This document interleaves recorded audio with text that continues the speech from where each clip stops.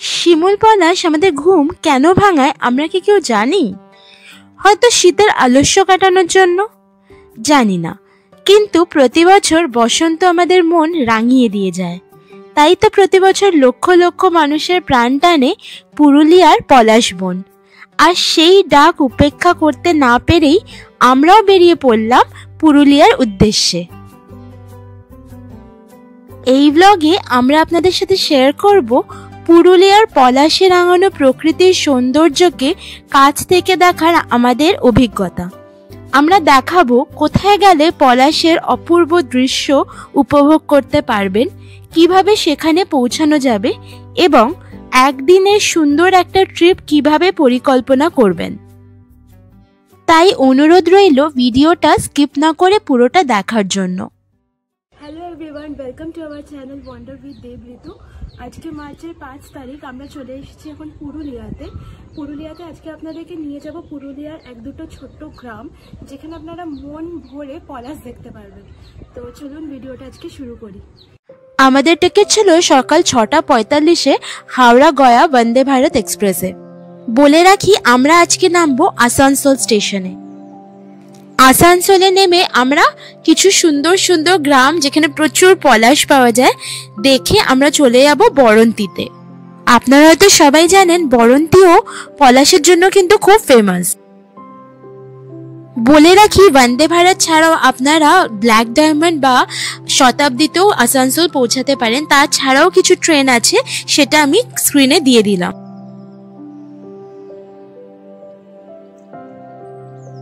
হাওড়া গয়া বন্দে ভারত সময় লাগায় 1 ঘন্টা 55 মিনিট আসানসোল পৌঁছাতে।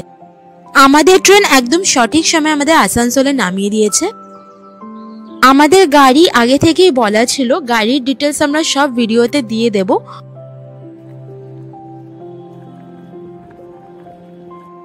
আমরা গাড়িতে উঠে পড়লাম। আপনাদেরকে বলে রাখি আমরা আজকে যেখানে এখানে পলাশ দেখবো এগুলো সবই বরন্তির একদমই কাছে, বরন্তির কাছের 1-2 গ্রাম। তো আপনাদেরকে ডিটেলসগুলো সবই দেব, আপনারা ভিডিওটা দেখতে থাকুন। স্টেশন থেকে পার হওয়ার 1/2 ঘন্টা পর থেকেই রাস্তার দুধারে অনেক পলাশ গাছ এমনিই দেখতে পাচ্ছিলাম। এই রাস্তাটা কি সুন্দর দেখুন।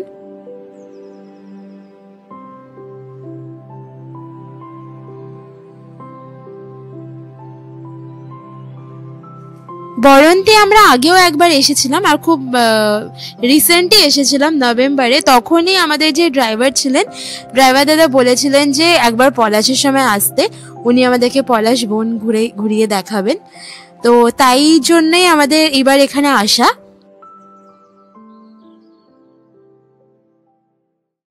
এই রাস্তাটা কি অপূর্ব সুন্দর, কি অপূর্ব সুন্দর। আর মাঝে মাঝেই লাল লাল পলাশ ফুল দেখা যাচ্ছে, দারুণ লাগছে। ভাবছি একটু কোথাও দাঁড়াবো, তো আমাদের ড্রাইভার ভাই দেখছে কোথায় দাঁড়ানো যায়। অসম্ভব সুন্দর জায়গাটা।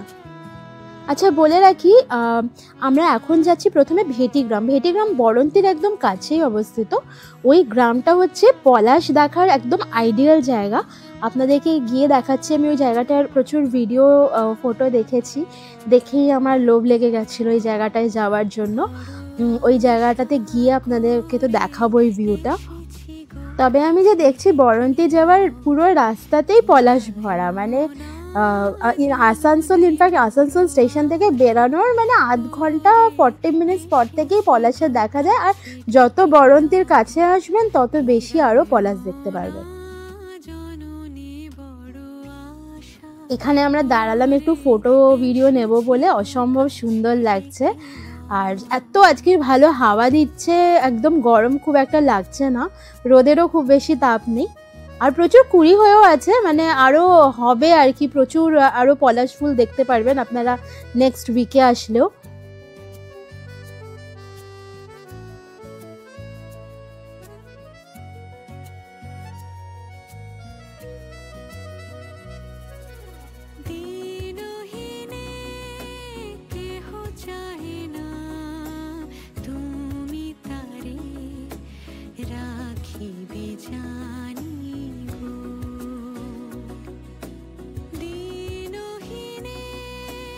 আবারও গাড়িতে উঠে পড়লাম। এবার ভেটিগ্রাম যাব, চলুন। ভেটি গ্রামে গিয়ে আপনাদের দেখাবো। ওখানে তো মানে শুধু লালই লাল আপনারা দেখতে পারবেন। এই জায়গাটাও কি সুন্দর লাগছে, দেখুন দুপাশে শুধু লাল লাল পলাশ ফুল দেখতে পাচ্ছি।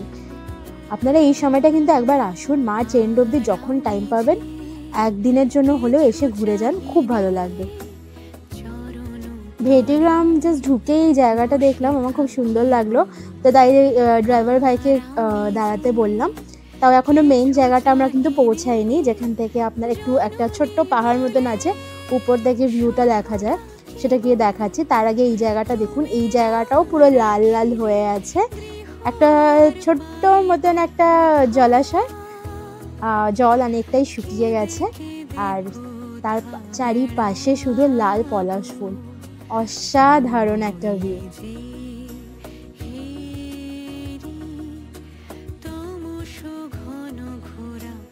এই জায়গাটায় আমরা এখন ঢুকছিলাম, আমাদের সাথে একটা এই গ্রামেরই বাচ্চা মেয়ে আমাদের সাথে সাথে এলো। তো আমার মেয়েটাকে খুব মিষ্টি লেগেছে, 12 বছর মতন বয়স, আমাকে সব বলছিল যে এখানে এই দেখতে পাওয়া যায়, ওখানে ওই দেখতে পাওয়া যায়, খুব মিষ্টি। কিন্তু আমি খুব রিগ্রেট করছি যে ওর সাথে আমার একটাও ফটো ভিডিও নেই, আমি ওটা পরে রিয়েলাইজ করেছি। ওই জায়গাটা ঠিক উল্টো দিকে এই জায়গাটা পড়ছে, মানে রাস্তার এক পারে যেটা আগে দেখালাম ওইটা, আর অন্য পারে আর একটা ছোট্ট জলাশয়, আর এরম ভর্তি পলাশ গাছ, কি যে অপূর্ব সুন্দর, চোখে না দেখলে বিশ্বাস করতে পারবেন না।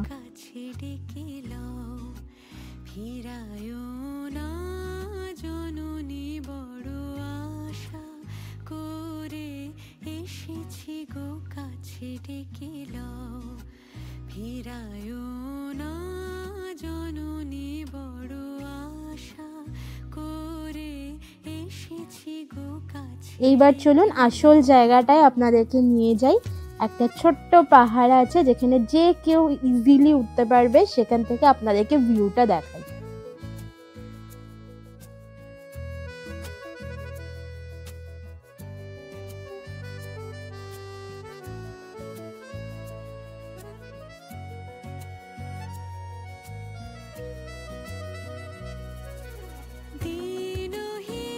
এই যে পৌঁছে গেছি সেই জায়গাটা, জাস্ট ভিউটা দেখুন, জীবনেও ভুলতে পারবো না আমরা যেটা দেখছি এখান থেকে।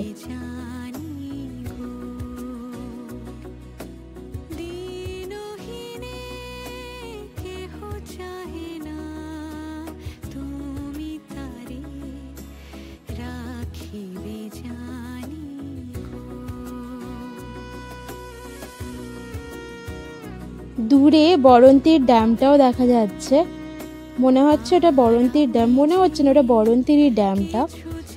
তো আমি জানি না ক্যামেরাতে আপনারা কতটা বুঝতে পারছেন আসল সৌন্দর্যটা, নিজের চোখে দেখলে না মানে অ্যাকচুয়ালি বুঝতে পারবে না। চোখে যেটা দেখা হয় না, মানে দেখা যায় যেটা চোখে, সেটা ক্যামেরাতে কোনোদিনও আসে না, আমার অ্যাটলিস্ট এটাই মনে হয়।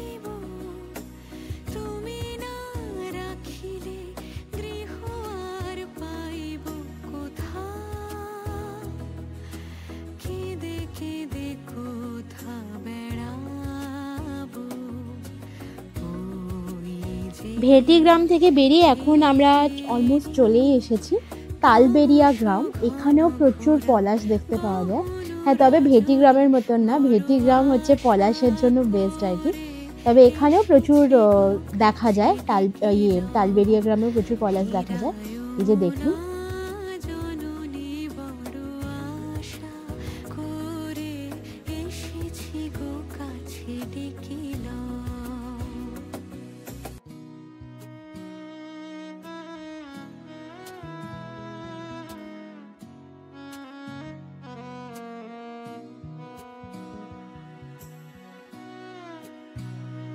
এই তালবেরিয়া গ্রাম থেকে বরন্তি লেকটা একদমই কাছে, মানে বরন্তি লেক পৌঁছাতে এখান থেকে হার্ডলি 5-10 মিনিট লাগবে।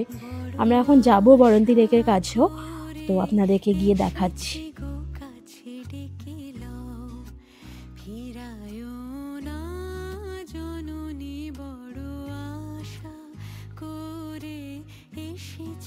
এই যে আমরা এখন পৌঁছে গেছি বরন্তি লেকের একদম কাছে।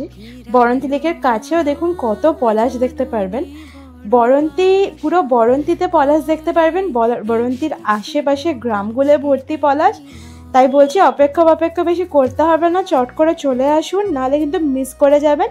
পুরো মার্চ মাস অবধি হোপফুলি পাবেন এইটা, তাই চলে আসুন, অসম্ভব ভালো লাগবে। এইবার চলুন আজকের এই ট্রিপটা নিয়ে কিছু ইম্পর্টেন্ট ডিটেলস দিয়ে দিই আপনাদের।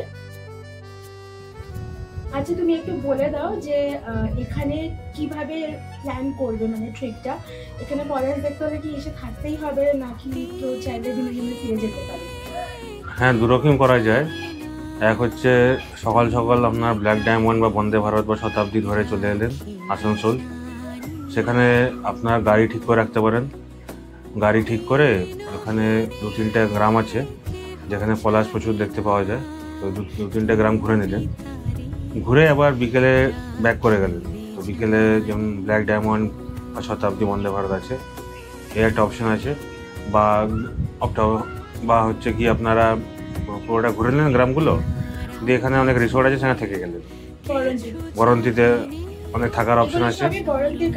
এগুলো সব বরন্তীর কাছে যে গ্রামগুলো আছে, তো বরন্তীতে অনেক রিসোর্ট আছে, থেকে যেতে পারে। আমরাও আজকে এখানে থেকে গেছি একটা রিসোর্টে, সেটা আপনারা পরের ভিডিওতে দেখতে পারবেন। এবারে থেকেছিলাম। হ্যাঁ। আরেকটা অপশন হচ্ছে যদি আপনারা চান অনেক কম খরচায় করতে চান, তাহলে আপনারা ব্ল্যাক ডায়মন্ডে এলেন। ব্ল্যাক ডায়মন্ডে এসে আসানসোল থেকে 10টা-15 লোকাল আছে, 10টা-15 লোকাল ধরে আপনারা যাবেন মুরাডি। আসানসোল থেকে মুরাডি, হ্যাঁ। তো ওটা মোটামুটি 11টায় পৌঁছে যাবে মুরাডি। ওখান থেকে আপনারা টোটো রিজার্ভ করে 2-3টে গ্রাম ঘুরে নিন। ওই 3 ঘন্টা মতো লাগবে ঘুরতে।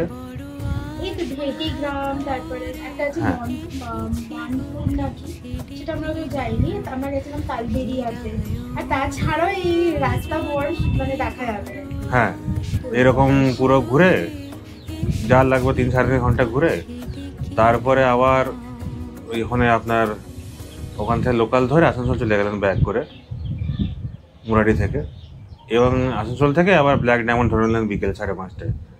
তাহলে আপনার কম খরচায় হয়ে যাবে দিনে। পলাশ বন ছাড়াও আপনারা আরও কিছু সাইট সিইং করে নিতে পারেন একদিনে, যেমন হচ্ছে গড় পঞ্চকোট, মাইথন পঞ্চায়েত। এইগুলো যদি সকাল সকাল আসতে পারেন তাহলে এইগুলো দেখলেন, পলাশের গ্রামগুলো দেখলেন, তারপরে এদিকে মাইথন পঞ্চায়েত, গড় পঞ্চকোট দেখে তারপরে ফিরে যেতে পারেন, সেটাও করা যায়। আপনারা চেষ্টা করুন খুব তাড়াতাড়ি আসতে, কারণ এবছর একটু আগেই ফুটে গেছে পলাশ, আর কদিন থাকবে জানি না। আর প্রচুর ফুটেছে, এখানকার স্থানীয় লোকেরাই বলছিল প্রচুর ফুটেছে।